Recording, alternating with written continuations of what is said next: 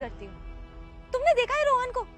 अरे उसकी इतनी बड़ी कंपनी है, तुम जैसे 10 लोगों को हायर करता है वो। अरे मेरी सारी ख्वाहिशें पूरी करता है, ऐशो आराम से रखता है।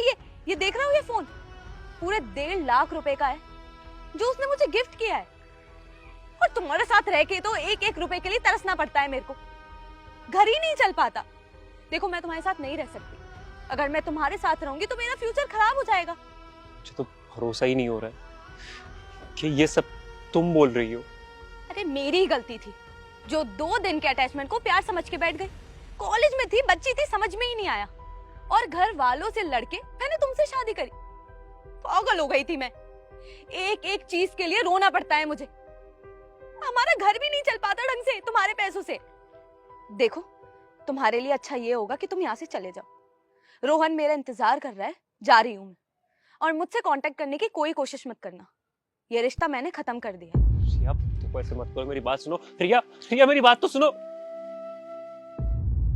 गुड मॉर्निंग सर, मैं यहाँ इंटरव्यू के लिए आई हूँ। रिया तुम यहाँ क्या कर रही हो? अपने कर्मों का फल भुगत रही हूँ। कर्मों का फल भुगत रही हो? मैं कुछ समझा नहीं। रोहन ने मुझे छोड़ दिया, जैसे मैंने तुम्हें छोड़ा था किसी और के लिए। रोहन ने तुम्हें छोड़ दिया? पर क्यों छोड़ा उसने तुम्हें? वो मुझसे कभी शादी नहीं करना चाहता था। वो बोलता था कि एक शादीशुदा औरत से वो शादी नहीं करेगा। लेकिन उसको तो पहले से ही पता था कि तुम शादीशुदा हो।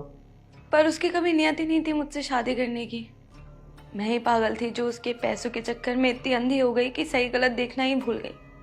और मुझे तो लगता है मेरे साथ जो हुआ सही हुआ। रिया इतना सब कुछ हो गया और तुमने मुझे एक बार बताना भी जरूरी नहीं समझा?